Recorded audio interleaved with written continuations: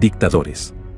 Son personas de gran poder, soberanas que reciben o se declaran el derecho de gobernar con poderes absolutos y sin someterse a ninguna ley. En la historia han habido muchos tipos de dictadores, algunos por ejemplo han cambiado el nombre de los alimentos por el nombre de su madre, otros que dicen tener poderes mágicos y otros son gente que ha acabado con la vida de millones de personas.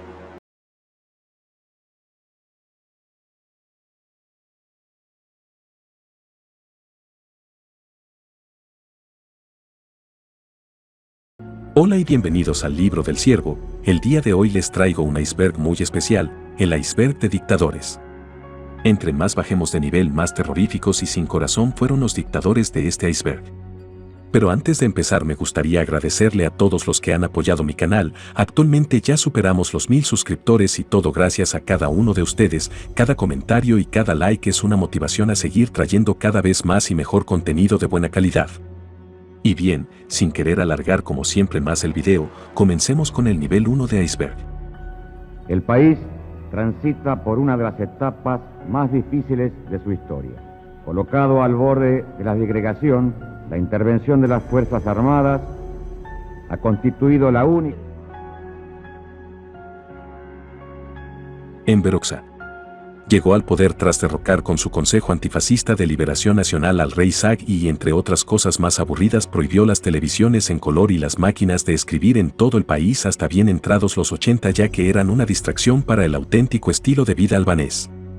También prohibió las barbas, ya que también le debían parecer incompatibles con el comunismo. Como otros dictadores, Hoxha usaba dobles para prevenir atentados.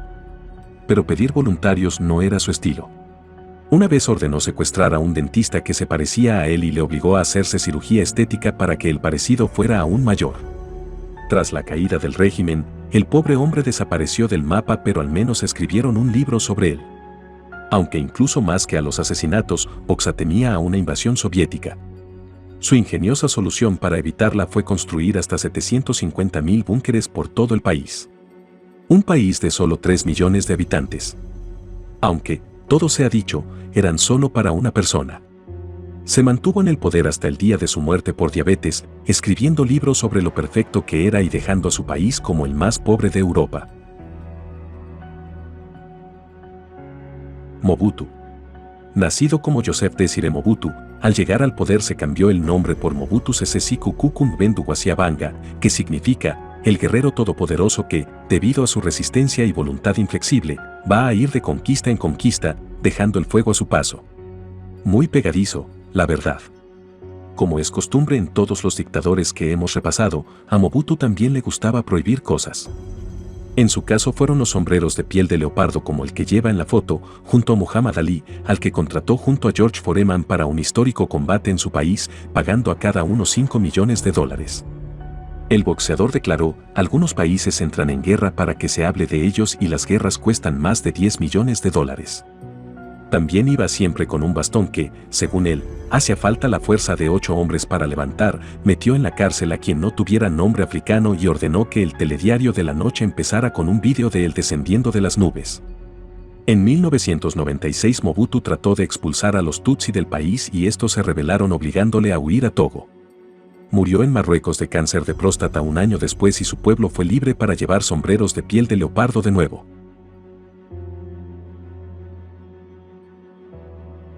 François Duvalier. También conocido como Papa Doc, el presidente vitalicio de Haití, decía ser la encarnación del barón Semadi, el espíritu vudú de la muerte.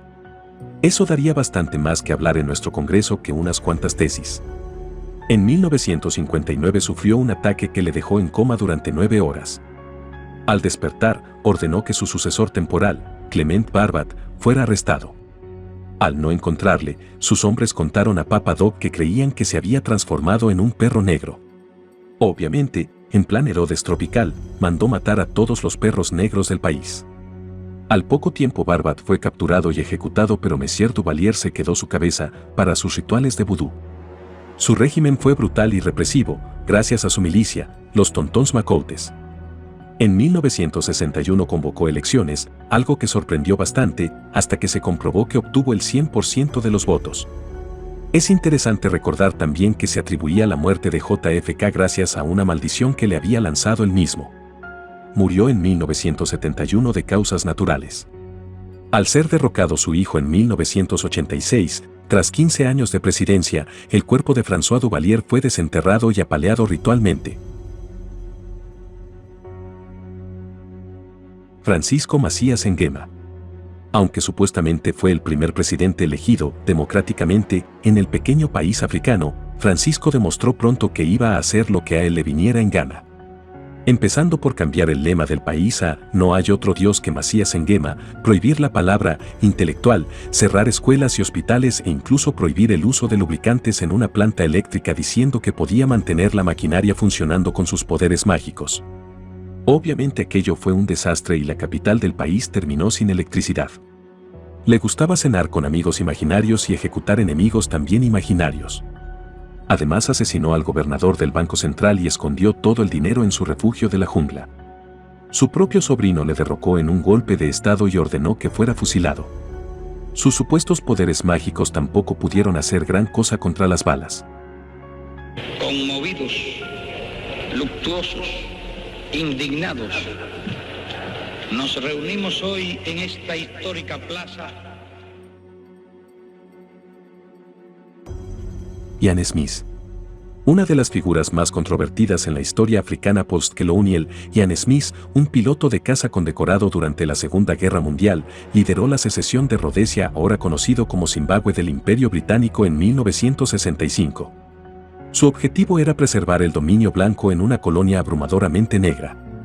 Como primer ministro de una Rodesia independiente, Smith controló un sistema de apartheid similar al de la vecina Sudáfrica, buscando asegurar el dominio blanco a través de un sistema de separación y control raciales. Aunque los blancos eran menos del 4% de la población de Rodesia, el gobierno de Smith sobrevivió a casi 15 años de aislamiento internacional y guerra civil. Aceptó un acuerdo para compartir el poder que elevó a Robert Mugabe a primer ministro en 1980. Aunque a veces se le ha alabado por su disposición a ceder el poder, algo que significaba que Rodesia se había liberado del control de la minoría blanca 15 años antes que la vecina Sudáfrica, siguió encabezando un régimen racista durante más de una década. Michel Micombero. Michel Micombero, capitán del ejército y posteriormente ministro de Defensa, tenía solo 26 años cuando lideró el contragolpe de Estado de 1966 que le otorgó el cargo del primer ministro. Ese era un trabajo peligroso en Burundi, teniendo en cuenta que 2 de sus antecesores habían sido asesinados desde que el país obtuvo la independencia de Bélgica en 1962. Micombero, étnicamente tutsi, abolió rápidamente la monarquía del país y exilió a su rey, que tenía de 19 años. Micombero fomentó una élite tutsi dentro del ejército y el gobierno, aumentando las tensiones con la comunidad Hutu del país. En 1972, el gobierno de Micombero aplastó una insurrección Hutu organizando asesinatos en masa en los que se calculó que murieron entre 150.000 y 300.000 personas. Aunque Micombero fue derrocado en un golpe de estado de 1976, la división entre Hutus y Tutsis persistió en Burundi y ayudó a desencadenar una guerra civil en el país que duró entre 1993 y 2005. Ante Pavelić comenzó su carrera política oponiéndose a la centralización de lo que más tarde se conocería oficialmente como Reino de Yugoslavia. Después de que el rey de Yugoslavia se declarara dictador en 1929, Pavelić huyó del país para organizar un movimiento ultranacionalista llamado Ustaše. Los Ustaše se dedicaron a crear una Croacia independiente y en ocasiones recurrieron al terrorismo. En última instancia, asesinaron al rey Alejandro de Yugoslavia en 1934. Después de que las fuerzas del Eje tomaron Yugoslavia en 1941, Pavelić tomó el control como jefe del Estado independiente de Croacia. El país estaba gobernado nominalmente por los Ustaše, pero era esencialmente un estado títere de la Italia fascista y la Alemania nazi. Bajo el liderazgo de Pavelić, el régimen persiguió a los serbios ortodoxos, los judíos y los romaníes que vivían en la independiente de Croacia. Después de que Alemania fue derrotada en 1945, Pavelić se escondió y finalmente escapó a Argentina. Murió en España en 1959. Francisco Solano López. Aunque se convirtió en una figura venerada en Paraguay décadas después de su muerte, el presidente y líder militar paraguayo Francisco Solano López provocó imprudentemente a sus vecinos Brasil y Argentina al entrometerse en la Guerra Civil de Uruguay a mediados de la década de 1860. Una vez concluida la guerra, Brasil, Argentina y la facción ganadora de Uruguay acordaron en secreto un plan para anexionarse la mitad del territorio de Paraguay. López rechazó los términos de paz que le ofrecía la Triple Alianza, lo que provocó una invasión total. Lo que vino después fue un conflicto devastador en el que López, superado por los acontecimientos, reclutó niños soldados, ejecutó a cientos de sus oficiales, incluido su propio hermano, sufrió fuertes pérdidas territoriales y desencadenó una ocupación militar argentina de 8 años. En el momento de la muerte de López en la batalla en 1870 y el final de la guerra, la población de Paraguay se estima que se habría desplomado 525.000 a 221.000 personas y solo 29.000 hombres mayores de 15 años quedaron con vida. El genocida, bufón y carnicero de Uganda. Dicen que Idi Amin Dada, el llamado carnicero de Uganda, considerado uno de los dictadores más crueles de la historia, vivía en un estado de ansiedad constante, no dormía 2 veces en el mismo lugar y era prácticamente imposible contactar con él. Gobernó con mano de hierro de 1971 a 1979, con su portentoso físico de 1,91 metros y dejando tras de sí miseria y miles de cadáveres. Al acudir a este sitio para declarar inaugurada la Feria de la Paz y Confraternidad del Mundo Libre, va dirigido a Dios para agradecer a su infinita omnipotencia. Dom Stohay. El líder húngaro Miklós Horthy había sido un aliado de la Alemania nazi, colaborando con el régimen de Adolf Hitler a cambio de asistencia para restaurar el control húngaro sobre los territorios que el país había perdido como resultado de la Primera Guerra Mundial. Horthy comenzó a tratar de trazar un camino independiente de los nazis cuando el esfuerzo de guerra alemán flaqueó en 1944 y se negó en gran medida a deportar a los judíos del país, lo que provocó una invasión nazi y la instalación de Dom Stohay como líder títere, aunque Horthy permaneció oficialmente en el poder. Durante los 6 meses de Stohay como primer ministro de Hungría, más de 440.000 judíos fueron deportados de Hungría a los campos de concentración en uno de los últimos traslados obligatorios de población del Holocausto. Stohay, quien había sido embajador de Hungría en la Alemania nazi durante la década anterior a la Segunda Guerra Mundial, fue capturado por las tropas estadounidenses después de la guerra y ejecutado en Hungría en 1946. Korlogin Choibalsan. Después de varias reuniones con Stalin, Choibalsan adoptó las políticas y métodos del líder soviético y los aplicó en Mongolia. Creó un sistema dictatorial, reprimiendo a la oposición y matando a decenas de miles de personas.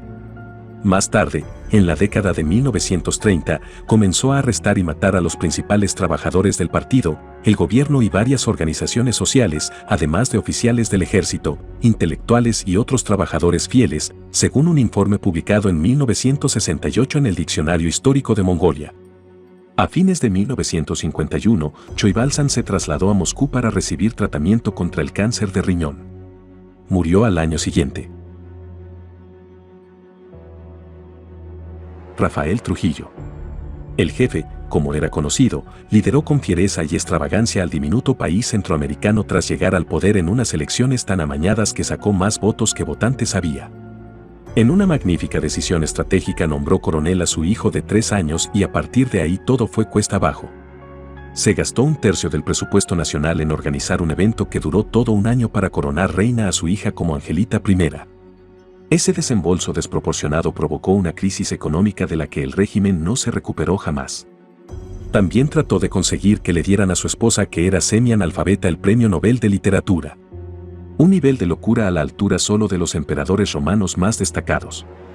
Trujillo le puso su nombre a la capital, a carreteras, a edificios y hasta a montañas enteras.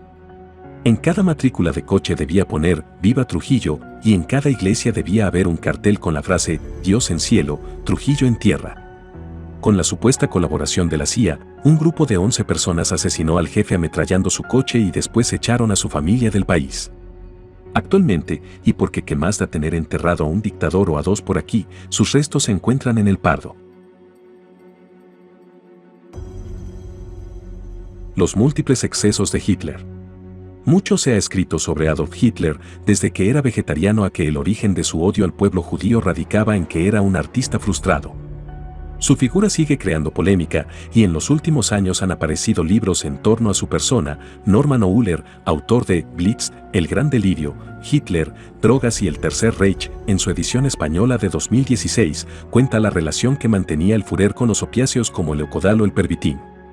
Además, perdió un testículo en la batalla de Somme en 1916, tras haber recibido el impacto de una granada, y según algunas teorías, la actriz alemana Renate Müller, fallecida en 1937, podría haber muerto después de que Hitler tuviera una relación sexual sadomasoquista con ella.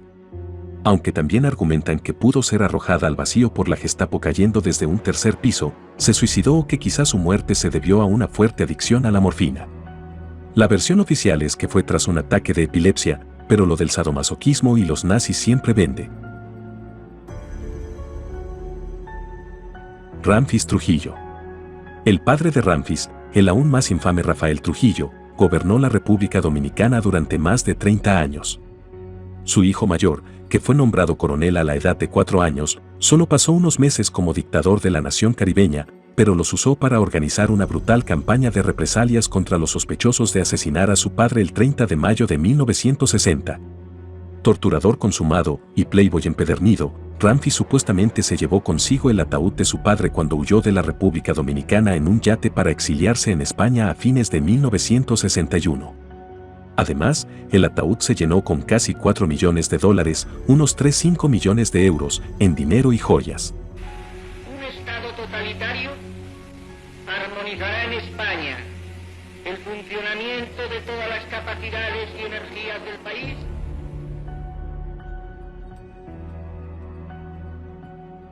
Las brutales represalias de Saddam Hussein. Cuentan que el dictador iraquí murió con el Corán entre las manos aquel 30 de diciembre de 2006 en el que fue ejecutado, que tenía un Kalashnikov de oro y que como muchos otros dictadores estaba obsesionado con el esplendor de antiguas civilizaciones, en concreto de la antigua Babilonia. Además, recibió las llaves de la ciudad de Detroit tras donar $250,000 a una iglesia católica caldea de la ciudad. Una de las anécdotas más sangrientas y terroríficas del iraquí sucedió en 1996. Aquel año, los yernos de Saddam huyeron a Jordania con sus respectivas mujeres e hijos, convencidos de que estaban en la lista negra del dictador y tarde o temprano podían acabar muertos. El propio Saddam los contactó telefónicamente ofreciéndoles el perdón y convenciéndoles de que regresaran a Bagdad. Y debió ser convincente, pues decidieron regresar. Cuando llegaron a la frontera los detuvieron, obligaron a firmar el divorcio con las hijas de Saddam y los llevaron a la casa de Hussein Kamel, que fue bombardeada 3 días después. Toda la familia, incluidos los 2 hermanos, su padre, una hermana y el hijo de esta, murió. La madre, única superviviente, fue descuartizada días después. Una prueba de que si el dictador era capaz de hacer eso con miembros de su familia, ¿qué sería capaz de hacer con los desconocidos que traicionaban al pueblo de Irak? Teodoro Obiang. Teodoro Obiang derrocó a su tío, Francisco Macías Nguema, que era el primer presidente de Guinea Ecuatorial, en 1979. En 1995, se descubrió petróleo en Guinea Ecuatorial, lo que proporcionó a Obiang un medio casi ilimitado de autoenriquecimiento. Si bien el país de 700.000 habitantes languidece en la parte más baja de la lista del Índice de Desarrollo Humano, su riqueza en recursos ha servido para financiar a uno de los regímenes más opresivos del mundo. El gobierno de Obiang está acusado de torturar a los disidentes y prohibir la mayoría de las formas de expresión política. Al mismo tiempo, Obiang ha intentado convertir la capital de Malabo en un destino turístico y de conferencias, y ha tratado de retratar a Guinea Ecuatorial como una de las potencias políticas y económicas de África. Jorge Rafael Videla. El oficial militar Jorge Rafael Videla tomó el poder de Argentina durante el golpe de Estado de 1976. En ese momento, el país sufría un gobierno corrupto y una economía maltrecha, y estaba asediado por ataques de guerrilleros y escuadrones de la muerte, y muchos argentinos acogieron con satisfacción la decisión de Videla, esperando que la junta militar de 3 hombres pusiera fin a la violencia, según Biography.com. Videla intentó recuperar el crecimiento económico mediante reformas a favor del libre mercado y tuvo un éxito moderado. Sin embargo, cerró los tribunales y otorgó poderes legislativos a una comisión militar de 9 hombres. Su gobierno llevó a cabo una notoria guerra sucia, durante la cual miles de personas consideradas como amenazas subversivas fueron secuestradas, detenidas y asesinadas, entre ellas intelectuales, periodistas y educadores. La estimación oficial de personas asesinadas durante su presidencia es de 9.000, pero algunas fuentes creen que el número de víctimas está entre 15.000 y 30.000. Fue condenado a cadena perpetua en 1985, pero fue indultado en 1990. Fue juzgado nuevamente en 2010 y recibió otra cadena perpetua. Murió en prisión en 2013.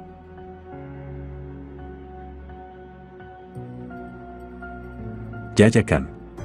Este general pakistaní, veterano del ejército británico de la Segunda Guerra Mundial, disolvió el gobierno e impuso la ley marcial en 1969. Cuando perdió el poder 2 años después, el este de Pakistán se había separado del resto del país para convertirse en la nación independiente de Bangladesh y Pakistán había perdido otra guerra contra su rival, India. Mientras tanto, Khan supervisó la matanza masiva de hasta 500.000 de bengalíes y otras minorías en la India. En marzo de 1971, Khan ordenó a su ejército que tomara medidas enérgicas contra el creciente movimiento separatista en el este de Pakistán.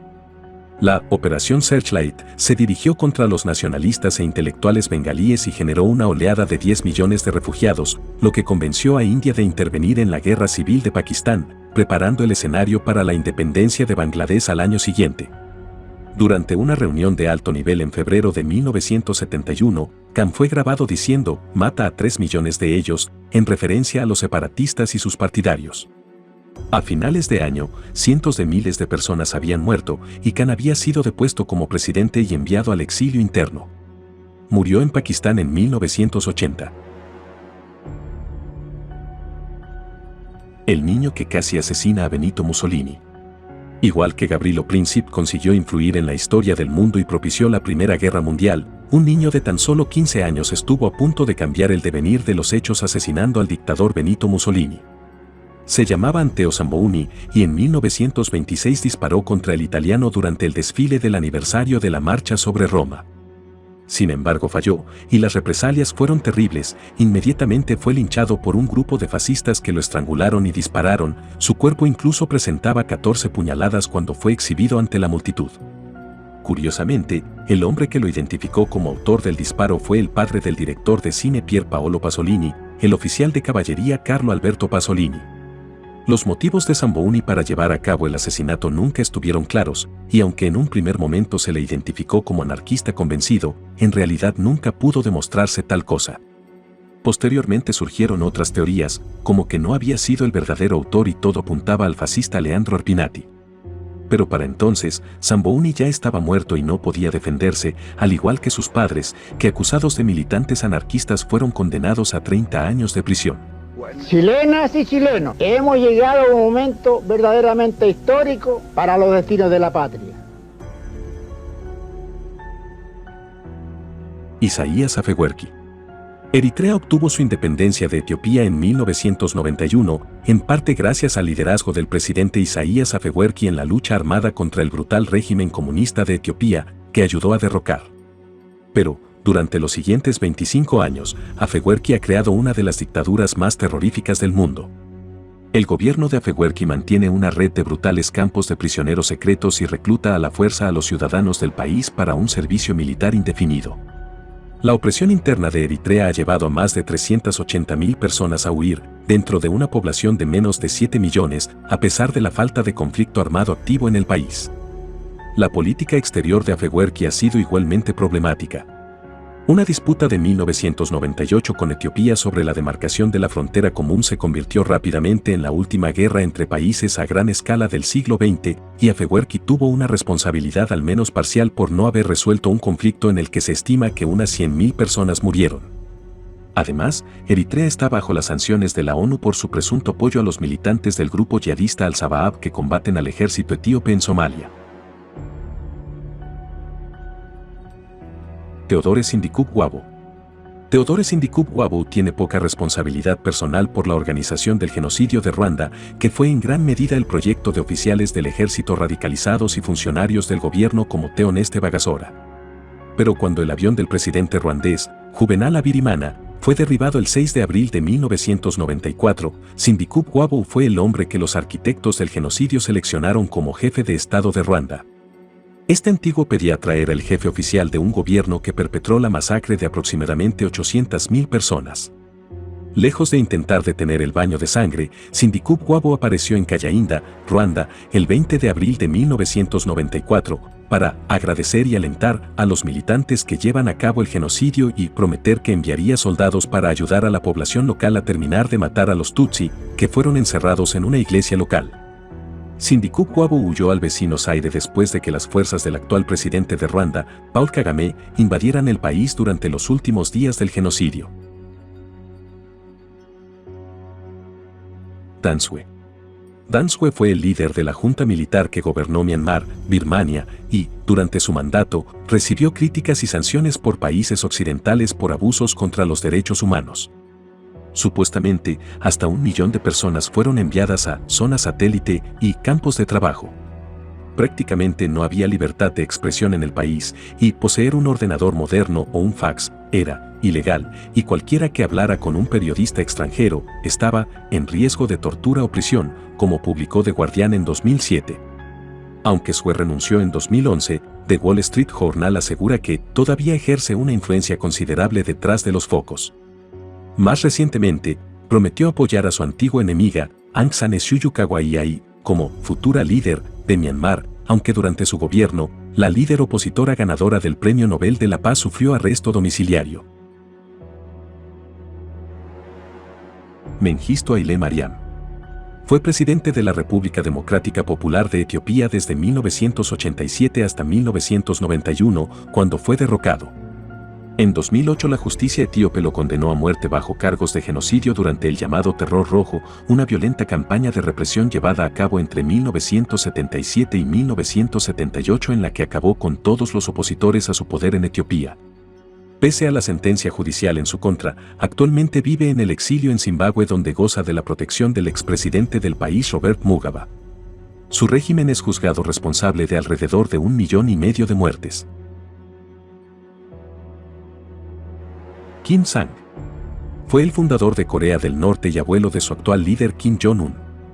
En su ascenso al poder, se encargó de asesinar a todas las personas que desafiaban su autoridad, incluyendo a algunos de sus aliados que habían sido indispensables para expulsar a los japoneses de Manchuria en 1945. También ordenó la detención de los miembros fundadores del Partido Comunista de Corea del Sur y a lo largo de la década del 50 persiguió a todos sus disidentes políticos. Al igual que Stalin, desplegó una red de campos de concentración a lo largo de su territorio donde son sistemáticamente torturados y asesinados los detractores del régimen.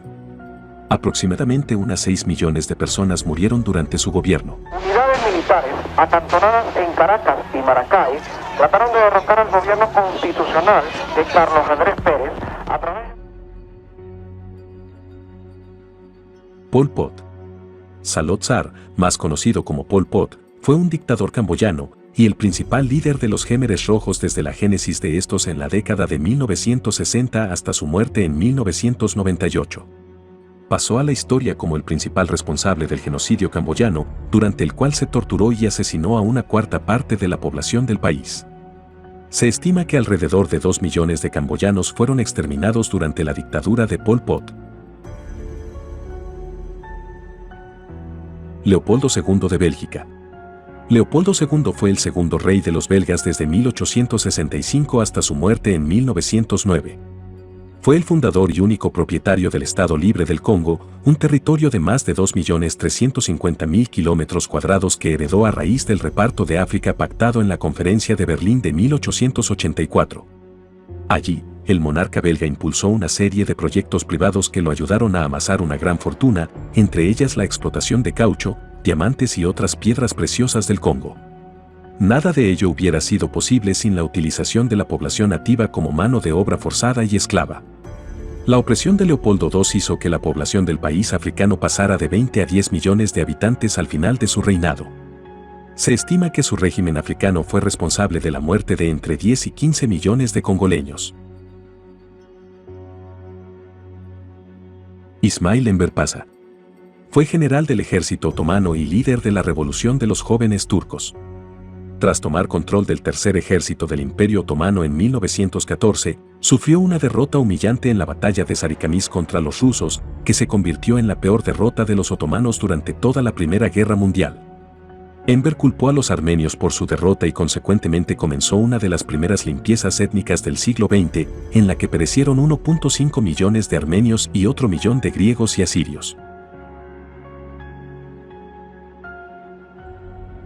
Hideki Tojo fue el primer ministro de Japón durante la Segunda Guerra Mundial, entre 1941 y 1944. Fue el artífice intelectual de la invasión japonesa de Manchuria, que a la larga desembocaría en la guerra contra China y, más adelante, en la Guerra Mundial.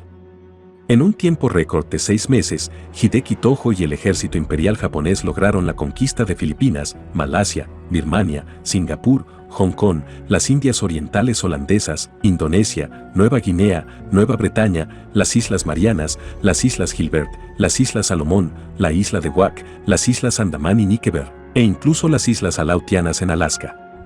Sin embargo, la expansión territorial costó millones de vidas humanas. En el camino Tojo cometió numerosos crímenes de guerra por los cuales fue juzgado y sentenciado a muerte al final de la guerra, tales como la ejecución de prisioneros o incluso el empleo de armas químicas y biológicas.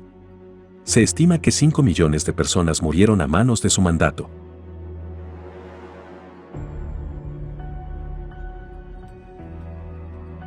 Bueno, antes de llegar al último nivel del iceberg, quiero agregar un nivel extra. Este nivel fue creado ya que los 4 dictadores de este puesto no encontraba la forma de agregarlo en algún otro puesto, eso y también dejar en la descripción otra razón del porqué de este nivel extra. Por más de 35 años Alfredo Stroessner condujo a Paraguay con una administración de mano dura. Su mandato fue el segundo más largo en Latinoamérica, detrás de Fidel Castro, y el más extenso en el sur del continente. Su dictadura, que recibe el nombre de Estronato, se caracterizó por la imposición de una ley marcial, la amonestación de rivales políticos, la brutal represión policial contra la ciudadanía y la presencia de numerosos escuadrones de la muerte en las calles. Según la Comisión Verdad y Justicia de Paraguay, durante el régimen de Stroessner se asesinaron unas 4.000 personas, 20.000 fueron torturadas y desaparecieron cerca de 420 activistas, comunistas y sindicalistas. En el Estronato, el Parlamento paraguayo sucumbió a la sombra del dictador, se llevaron a cabo varias elecciones presidenciales fraudulentas en las que arrasó Stroessner, bajo el ala del Partido Colorado.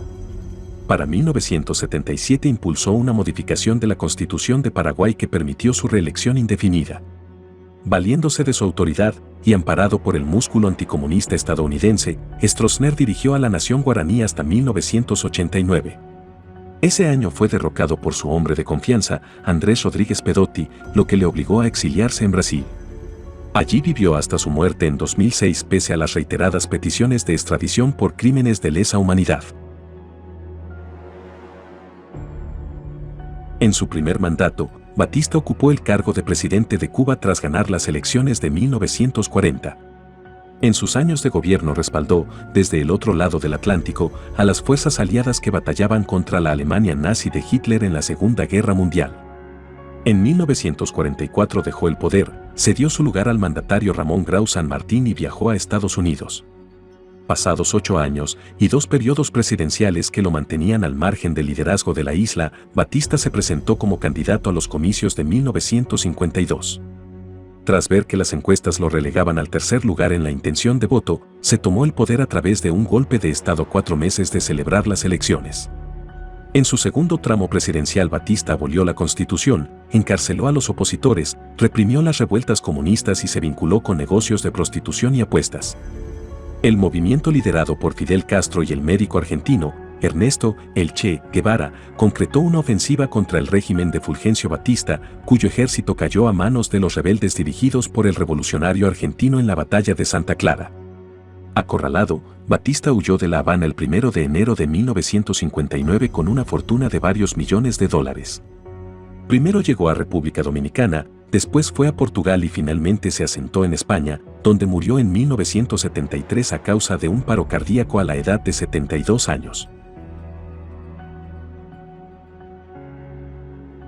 El 11 de septiembre de 1973 el entonces general Augusto Pinochet, junto a un grupo de miembros de las Fuerzas Armadas, ejecutaron un golpe de Estado que derrocó a Salvador Allende.